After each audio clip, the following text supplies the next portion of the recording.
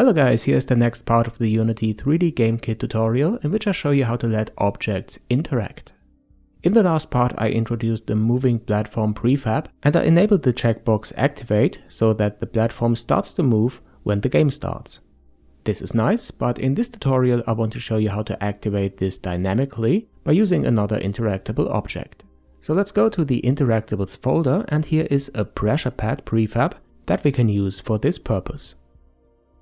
You can see this has an interaction type and an interactive object. I'll come back to this in a moment.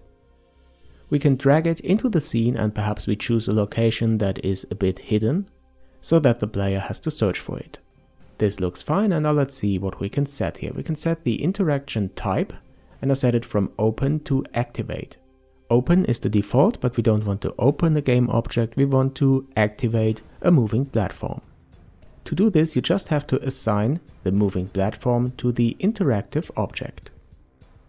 And that's all you have to do. You can see that there's a white line connecting these two objects now to indicate that there's an interaction from the pressure pad to the moving platform.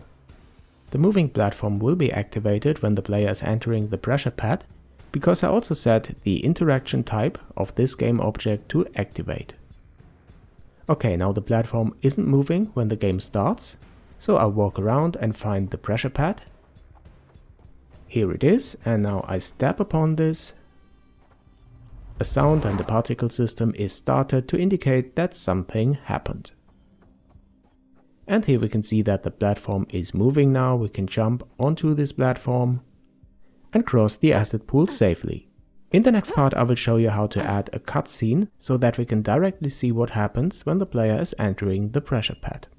I hope you like this tutorial series. If you do, then don't forget to subscribe to this channel to not miss the next part. Thanks for watching guys, thanks for your support if you support me on my Patreon, and I'll see you on JNM.